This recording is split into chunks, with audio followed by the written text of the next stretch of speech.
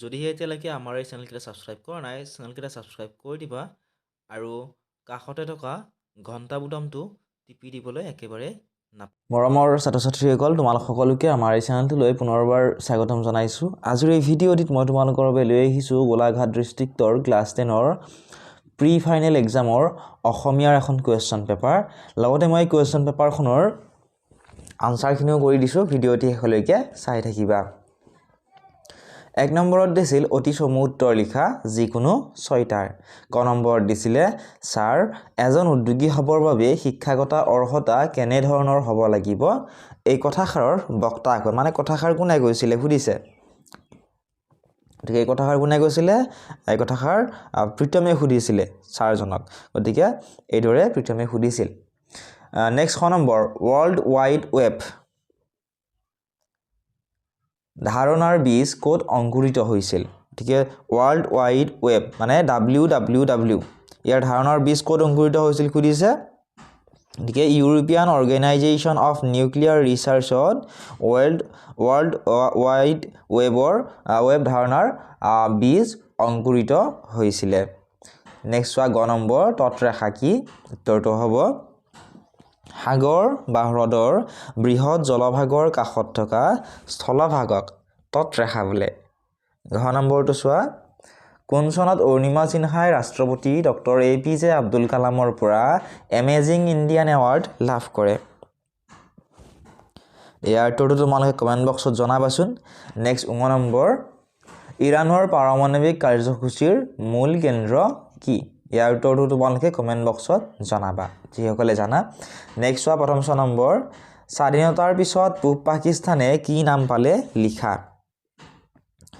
স্বাধীনতাৰ পাছত পূব পাকিস্তানে কি নাম পাইছিলে, বাংলাদেশ নাম পাইছিল। 6 নম্বৰ মধ্য এছিয়া কা ইতিহাস কোনে লিখিছিল। মধ্য এছিয়া কা ইতিহাস লিখিছিল পণ্ডিত ৰাহুল সাংকৃত্যায়নে। নেক্সট কুৱেশ্যন চোৱা পৰীক্ষা 6 নম্বৰ সন্তৰী মানে কি। সন্তৰী মানে হৈছে প্ৰহৰী। 2 নম্বৰত দিছিল চমু উত্তৰ দিয়া যিকোনো 2টাৰ। ক নম্বৰত সুধিছিল সফল উদ্যোগী হ'বলৈ কিয় কঠিন। ইয়াত দিছিলে 2 নম্বৰ। গতিকে লিখিবা এনেদৰে এজন সফল উদ্যোগী হ'বৰ বাবে লাগিব ধৈৰ্য, একাগ্ৰতা, নিয়মানুৱৰ্তিতা, সময়ানুৱৰ্তিতা, আত্মবিশ্বাস আৰু হাৰ নমনা মনোবৃত্তি। সকলোৰে এই গুণবোৰ নাথাকে, সেইবাবে সফল উদ্যোগী হোৱাটো টান বুলি কৈছে। নাইবা তলৰটো লিখিব দিছিল, তলৰ যিকোনো এজন ব্যক্তিৰ বিষয়ে চমুকৈ লিখা। ইয়াত দিছিলে আলেকজাণ্ডাৰ গ্ৰাহাম বেল। গতিকে লিখিবা এনেদৰে, মই লিখি দিছোঁ তোমালোকক। আলেকজাণ্ডাৰ গ্ৰাহাম বেল আছিল স্কটিছত জন্মগ্ৰহণ কৰা এজন উদ্ভাৱক, বিজ্ঞানী আৰু শিক্ষক যিয়ে টেলিফোন উদ্ভাৱনৰ বাবে বেছিকৈ পৰিচিত। 1847 চনৰ 3 মাৰ্চত স্কটলেণ্ডৰ এডিনবাৰ্গত জন্মগ্ৰহণ কৰা আলেকজাণ্ডাৰ গ্ৰাহাম বেলৰ মৃত্যু হৈছিল 1922 চনৰ 2 আগষ্টত কানাডাৰ নোভা স্কটিয়াৰ বেডেকত। 1896 চনৰ পৰা 1904 চনলৈকে সভাপতি হিচাপে কাৰ্যনিৰ্বাহ কৰিছিল। আলেকজাণ্ডাৰ গ্ৰাহাম বেলৰ উদ্ভাৱন আৰু বৈজ্ঞানিক আৱিষ্কাৰে আধুনিক দূৰসংযোগৰ ভেটি স্থাপন কৰিছিল আৰু 20 শতিকাত প্ৰযুক্তিৰ বিকাশত যথেষ্ট প্ৰভাৱ পেলাইছিল। ইতিহাসৰ অন্যতম প্ৰভাৱশালী উদ্ভাৱক হিচাপে তেওঁক স্মৰণ কৰা হয়। তাৰপিছত দিছিলে ৰাদাৰফোৰ্ড। আৰু খ নম্বৰত দিছিলে চাহ উদ্যোগৰ কৰ্মীসকল কোন, তেওঁলোক ক'ৰ পৰা অসমলৈ আহিছিল। এনেদৰে লিখিবা চাহ উদ্যোগৰ কৰ্মীসকল হৈছে চাওতাল, কুৰ্মী, মুছহৰ, মুণ্ডা, তেলেংগা, হৌ, ভূমিজ, ওৰাং, তাঁতী, লোহাৰ আদি। এওঁলোক বিহাৰ, উৰিষ্যা, মধ্যপ্ৰদেশ আৰু উত্তৰ প্ৰদেশৰ পৰা অসমলৈ আহিছিল। 3 নম্বৰত দিছিল এটা মুদ্ৰাৰ দুটা পিঠিৰ দৰে এই বিশ্বব্ৰহ্মাণ্ডৰ প্ৰতিটো ভৌতিক বস্তুৰে ভাল আৰু বেয়া দুটা দিশ থাকে। কথাষাৰ কোনে আৰু কিয় এইদৰে ক'ব লগা হ'ল। তাত দিছিলে 3 নম্বৰ। 4 নম্বৰত দিছিল ভাৰতীয় সংস্কৃতিত ইছলামৰ অৰিহণাৰ এটি টোকা যুগুত কৰা। গতিকে এইটো উত্তৰ দীঘলীয়া, তথাপিও মই কৈ দিছোঁ চোৱা। ভাৰতীয় সংস্কৃতিৰ পাঠটিত কোৱা হৈছে যে ভাৰতীয় সংস্কৃতি এক বিৰল সমন্বয়ৰ সংস্কৃতি। ইয়াৰ অৰ্থ হ'ল ভাৰতীয় সংস্কৃতি এক বিশাল সংমিশ্ৰিত সংস্কৃতি। ভাৰতীয় বৈষ্ণৱ ভক্তিবাদ উপনিষদৰ দৰ্শনৰ লগত ইছলামৰ চুফিবাদৰ যথেষ্ট মিল থকা দেখা গৈছে। এক ঈশ্বৰবাদ, মানৱ প্ৰেম, সংযম, উদাৰতা আদি কথাবোৰেই আছিল ভক্তিবাদ আৰু চুফিবাদৰ মূল কথা। ভাস্কৰ্য কলাৰ ক্ষেত্ৰতো ভাৰতীয় সংস্কৃতিত ইছলামিক সকলৰ যথেষ্ট প্ৰভাৱ দেখিবলৈ পোৱা গৈছে। উত্তৰ ভাৰতত মঠ মন্দিৰ আদিত বক্ৰ আৰু বৃত্তৰেখা অংকন কৰা হৈছিল। ইয়াৰ মূলতেই আছিল ইছলামীয়সকল।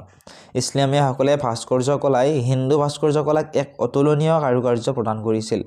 তাজমহল, ফতেহপুৰ চিক্ৰী, ইছমত-দৌলাৰ অসম্পূৰ্ণ ভাস্কৰ্যই ইয়াৰ এক সুন্দৰ নিদৰ্শন দিয়ে।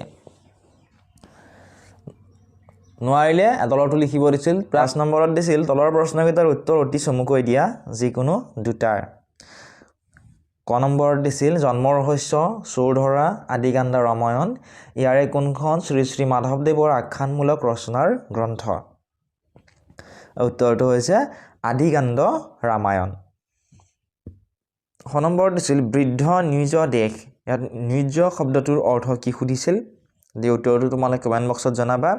নেক্সট সুধিছিল গ নম্বৰ মাধৱদেৱ কোনজন গুৰুৰ প্ৰিয়তম শিষ্য আছিল? উত্তৰটো হ'ব মাধৱদেৱ মহাপুৰুষ শ্ৰীমন্ত শংকৰদেৱৰ প্ৰিয় শিষ্য আছিলে। 6 নম্বৰত দিছিল চমুকৈ উত্তৰ লিখিবা। ক নম্বৰত দিছিল প্ৰশস্তি কবিতাত উল্লেখ থকা চামৰ আৰু ঋত্বিক শব্দ দুটাৰ অৰ্থ লিখা। উত্তৰটো হৈছে প্ৰশস্তি কবিতাত উল্লেখ থকা চামৰ শব্দটোৰ অৰ্থ হৈছে চোৰ আৰু ঋত্বিক শব্দটোৰ অৰ্থ হৈছে পুৰোহিত। নেক্সট কুৱেশ্যনটো দিছিল খ নম্বৰ জহৰ পোৱালিহঁতে কাক কোনে চায়? ইয়াত জহৰ পোৱালি বুলি কোনে কাক কৈছে লিখিব দিছিল। আৰু নোৱাৰিলে তলৰটো লিখিব দিছিল হৰে কৃষ্ণ ডেকাৰ দ্বাৰা ৰচিত দুখন গল্পপুথিৰ নাম লিখা। হৰে কৃষ্ণ ডেকাৰ দ্বাৰা ৰচিত দুখন গল্পপুথিৰ নাম হৈছে মধুসূদনৰ দলং আৰু মৃত্যুদণ্ড। 7 নম্বৰত দিছিল বৰগীত নাইবা প্ৰশস্তি কবিতাৰ মূল ভাৱ লিখা। গতিকে এনেদৰে লিখিবা, বৰগীতটো লিখিবা হৰিয়েই ভগতৰ জীৱনৰ সৰ্বস্ব, তেওঁৱেই সকলোৰে পৰম বান্ধৱ। তেওঁৰ অভয় চৰণত শৰণেৰে সংসাৰ নিকাৰৰ পৰা মুক্তিদানৰ কাকুতি কবিতাটোৰ মূল ভাৱ। কবি সাংসাৰিক মুখৰ থলীত এই সংসাৰৰ সকলো যন্ত্ৰণাৰ উৎস। সাংসাৰিক মায়াই জীৱক বিষয় মুখত নিমগ্ন কৰে আৰু জীৱ নানা পাপ কৰ্মত ৰত হয়। আৰু জীৱন এনেদৰে হৈ পৰে যন্ত্ৰণাদায়ক। মৃত্যু পৰ্যন্ত জীৱই ভোগ কৰে সংসাৰৰ যন্ত্ৰণা। দুখ যন্ত্ৰণাত জীৱই যিকোনো এটা সময়ত জীৱনৰ ক্ষণ স্থায়িত্ব উপলব্ধি কৰে আৰু তাৰ পৰা পৰিত্ৰাণৰ উপায় বিচাৰি হাহাকাৰ কৰি ঘূৰে। আত্মোপলব্ধিৰে বুজি উঠে যে এই সংসাৰৰ যন্ত্ৰণাৰ পৰা মুক্তিৰ পথ দেখুৱাব পাৰে কেৱল শ্ৰী হৰিয়ে। কবিৰ ক্ষেত্ৰতো এই একেটা কথাই প্ৰযোজ্য। 8 নম্বৰত দিছিল প্ৰসংগ সংগতি দৰ্শাই ব্যাখ্যা কৰিবলৈ। ইয়াত দিছিলে তোমালোকক 4 নম্বৰ। 9 নম্বৰত দিছিল মোহ গল দূৰণিৰ বিদেশী মোগল, অসমত যেতিয়া দেখিলে সৰগৰ ৰূপ বিনন্দীয়া। মই অসমীয়া কবিতাত অসমৰ এই বিনন্দীয়া ৰূপ কিদৰে প্ৰতিফলিত হৈছে বুজাই লিখা। তাত দিছিলে 4 নম্বৰ। 10 নম্বৰত দিছিল তলৰ যিকোনো 5টা প্ৰশ্নৰ উত্তৰ লিখা। ক নম্বৰত দিছিল তলত দিয়া যিকোনো দুটাৰ ব্যাস বাক্য সহ সমাসৰ নাম লিখা। ইয়াত দিছিলে পাণ তামোল, চুলীয়া চুলি আৰু চাৰিআলি। চুলীয়া চুলিটো হ'ব বহুব্ৰীহি সমাস, চুলিয়ে চুলিয়ে কৰা যুঁজ। খ নম্বৰত দিছিল অৰ্থ প্ৰকাশ হোৱাকৈ যিকোনো দুটাৰ বাক্য ৰচনা কৰা। ইয়াত দিছিলে টোপাই বুৰমাৰ, আকাশত চাংপাত আৰু পানীৰ তলৰ কাঁইট। টোপাই বুৰমাৰটো হ'ব আখৈ মাত। অকৃতজ্ঞ লোকক সহায় কৰিলেও সহায় পোৱা নাই বুলি টোপাই বুৰ মাৰে। তাৰপিছত আকাশত চাং পতা, আকাশত চাংপাত মানে হৈছে অৰ্থটো হৈছে অলিক কল্পনা কৰা। লিখিবা এনেদৰে আকাশত চাং পাতি ফুৰা মানুহে জীৱনৰ উন্নতি কৰিব নোৱাৰে। আৰু এটা দিছিলে পানীৰ তলৰ কাঁইট। পানীৰ তলৰ কাঁইটটো হ'ব অৰ্থটো হ'ব অজ্ঞাত শত্ৰু। পানীৰ তলৰ কাঁইটে মানুহৰ জীৱনত বহুতো অঘটন ঘটায়। গ নম্বৰত দিছিল তলৰ যিকোনো দুটা শব্দৰ সন্ধি ভাঙা। ইয়াত দিছিলে যথেষ্ট, যথেষ্টটো হ'ব যথাযোগিষ্ঠ যথেষ্ট। ভাবুকটো হ'ব ভৌ যোগ উক ভাবুক। নিৰোগটো হ'ব নিহ যোগ ৰোগ নিৰোগ। ঘ নম্বৰত দিছিল তলত দিয়া বাক্য দুটা পৰিৱৰ্তন কৰা।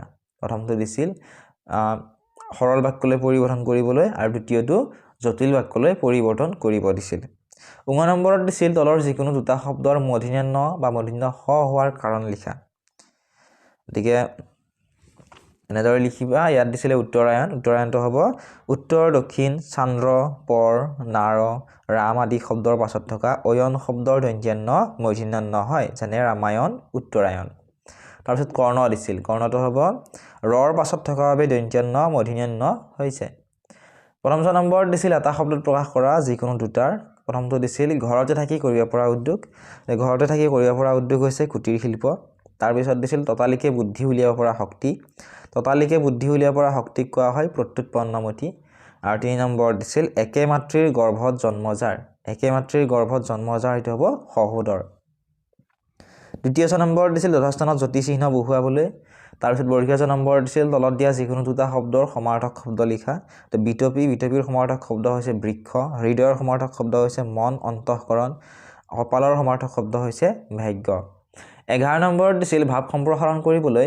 লাগি থাকিলে মাগি নাখায় ঠিক এনেদৰে লিখিবা লাগি থাকিলে মাগি নাখায় একান্তভাৱে লাগি থাকিলে যে আমি কোনো কামতে সফল হ'ব পাৰো তাকে বুজাবলৈ অসমীয়া ভাষাত উক্ত প্ৰবচনটো সততে উদ্ধৃত কৰা হয় মানুহে জীৱনত সফলতা বিচাৰে সফলতা কৰ্মৰ লগত জড়িত কাৰণ কাম কৰিলেহে জীৱনত সফলতা লাভ কৰিব পাৰি কামত সফলতা লাভ কৰাৰ বাবে কামটোত একান্তভাৱে লাগি থাকিব লাগিব উদাহৰণস্বৰূপে এজন গায়ক বা এজন লিখকে নিজকে প্ৰতিষ্ঠিত কৰিবলৈ হলে অবিৰতভাৱে চৰ্চা চলাই থাকিব লাগিব চৰ্চা অৰ্থাৎ কাম নকৰাকৈ সফলতাৰ আশা কৰাটো গছ ৰোপণ নকৰাকৈ ফল আশা কৰাৰ দৰেই মূৰ্খামি সমাজত আমি এনে কিছুমান মানুহ দেখিবলৈ পাওঁ যিসকল শাৰীৰিকভাৱে সক্ষম থকা সত্ত্বেও কাম বন নকৰি অভাৱত ভুগে আৰু অৱশেষত ক্ষুধাৰ তাড়নাত ভিক্ষা মাগিবলৈ বাধ্য হয় নোৱাৰিলে তলটো লিখিব দিছিল ধৰি লোৱা তুমি বাস কৰা অঞ্চলত বিদ্যুৎ যোগান অনিয়মীয়া ইয়াৰ প্ৰতিবিধান বিচাৰি বিভাগীয় কৰ্তৃপক্ষৰ দৃষ্টিগোচৰ হোৱাকৈ বাতৰি কাকত সম্পাদকলৈ এখন প্ৰতিবেদন লিখা 12 নম্বৰত ৰচনা লিখিবলৈ দিছিল ৰচনাত দিছিলে 8 নম্বৰ ৰচনা আহিছিলে দৈনন্দিন জীৱনত বিজ্ঞানৰ প্ৰভাৱ অসমত খেলা ধূলাৰ বিকাশ আৰু গ্ৰন্থমেলা 13 নম্বৰত দিছিল বৈচিত্ৰময় অসম নামৰ দুটাভাগত সন্নিৱিষ্ট অসমৰ যিকোনো দুটা জনগোষ্ঠীৰ উৎসৱ পাৰ্বণ নাইবা ধৰ্মীয় ৰীতি-নীতিৰ বিষয়ে চমুকৈ লিখা ইয়াতো দিছিলে 6 নম্বৰ 14 নম্বৰত দিছিল বৈচিত্ৰময় অসম নামৰ দুটাভাগত সন্নিৱিষ্ট অসমৰ যিকোনো দুটা জনগোষ্ঠীলৈ বিশেষভাৱে অৰিহণা আগবঢ়োৱা একোজনকৈ ব্যক্তিৰ বিষয়ে চমুকৈ লিখা ইয়াতো 4 নম্বৰ দিছিলে অংশত দিছিল 15 নম্বৰৰ পৰা তলৰ যিকোনো দুটা প্ৰশ্নৰ অতি চমুকৈ উত্তৰ লিখা ক নম্বৰত দিছিল অৰিজিনৰ ধনুখনৰ নাম কি লিখিবা এনেদৰে অৰিজিনৰ ধনুখনৰ নাম আছিল গাণ্ডীপ খ নম্বৰ দিছিল আৰ্য শিক্ষাৰ কলাবিদ্যা কিমানটি আৰ্য শিক্ষাৰ কলাবিদ্যা হৈছে 64 বিধ গ নম্বৰত সুধিছিল ভট্টদেৱে কাৰ ওচৰত শৰণ লৈছিল ভট্টদেৱে বৈষ্ণৱ গুৰু দামোদৰ দেৱৰ ওচৰত শৰণ লৈছিলে 16 নম্বৰত দিছিল দলৰ যিকোনো তিনিটা প্ৰশ্নৰ চমু উত্তৰ লিখা ক নম্বৰত দিছিল কুলক্ষয় দোষক কিয় মহাপাপ বোলা হৈছে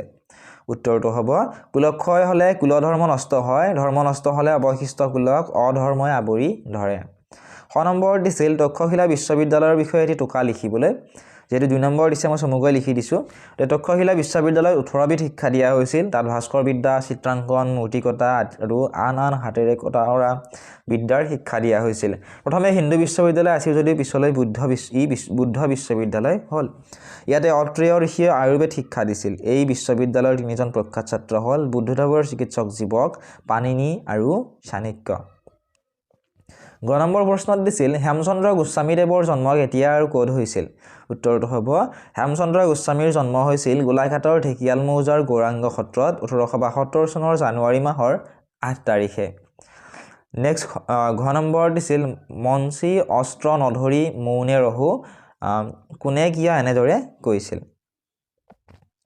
17 নম্বৰ দিছিল অতি চমুকৈ উত্তৰ লিখা যিকোনো দুটাৰ ইয়াত দিছিলে 2 নম্বৰ 18 নম্বৰ দিছিল তলৰ প্ৰশ্ন দুটাৰ চমু উত্তৰ লিখা ইয়াত 3 নম্বৰকৈ দুটাত 6 নম্বৰ দিছিলে 19 নম্বৰত দিছিল তলৰ বাক্য দুটি শুদ্ধকৈ লিখিবলৈ ইয়াতো দিছিল 2 নম্বৰ 20 নম্বৰত দিছিল উপসৰ্গ আৰু অনুসৰ্গযুক্ত একোটিকৈ শব্দ লিখা তাত দিছিলে 2 নম্বৰ 21 নম্বৰত দিছিল তলৰ যিকোনো এটা শব্দৰ আধুনিক ৰূপ লিখিবলৈ তাত দিছিল 1 নম্বৰ 22 নম্বৰত দিছিল তলৰ যিকোনো দুটাৰ চমু টোকা লিখা ইয়াত দিছিলে পয়াৰ মিত্ৰাক্ষৰ চন্দ্ৰ আৰু দুলৰি তে পয়াৰৰ চমু টোকা হ'ব এইবিধ চন্দ্ৰসজ্জাত একোটা স্তবকত 14 মাত্ৰাৰ দুটাকৈ চৰণ থাকে একোটা চৰণৰ ক্ৰমে 8 + 6 মাত্ৰাৰ দুটাকৈ পৰ্ব থাকে দুই চৰণৰ শেষৰ বৰ্ণ মিলে মিত্ৰাক্ষৰ ছন্দৰ চমুটোকা লিখিবা যিবোৰ ছন্দৰ প্ৰথম চৰণৰ শেষৰ আখৰৰ লগত পৰৱৰ্তী চৰণত শেষ আখৰৰ ধ্বনিগত মিল থাকে তাকে মিত্ৰাক্ষৰ ছন্দ বোলে দুলৰি লিখিবা দুলৰিত দুফাকি পদ থাকে প্ৰতিফাকিত তিনিটাকৈ পৰ্ব থাকে সেইকাৰণে দুলৰিক ত্ৰিপদী ছন্দ বোলে প্ৰথম আৰু দ্বিতীয় পৰ্বত 6টাকৈ আৰু তৃতীয় পৰ্বত 8টাকৈ চৰণ থাকে গতিকে এইখিনি আছিল আজিৰ এই ভিডিঅ'টিত গতিকে যদিহে তোমালোকে ভিডিঅ'টো চাই ভাল পাইছা বা উপকৃত হৈছে বুলি ভাবা ভিডিঅ'টো লাইক কৰি দিয়াৰ লগতে চেনেলটো ছাবস্ক্ৰাইব কৰি দিবলৈ নাপাহৰিবা আৰু এই পিডিএফসমূহ যদিহে তোমালোকক লাগে তোমালোকে ডেছক্ৰিপশ্যনত দিয়া লিংকসমূহত ক্লিক কৰি আমাৰ Facebook page WhatsApp channel Telegram চেনেলত ফ'ল' কৰি ল'বলৈ নাপাহৰিবা সকলোবোৰ লিংক ডেছক্ৰিপশ্যনত দি থোৱা আছে একেবাৰে ফ্ৰী হয় এতিয়াই তোমালোকে ফ'ল' কৰি লোৱা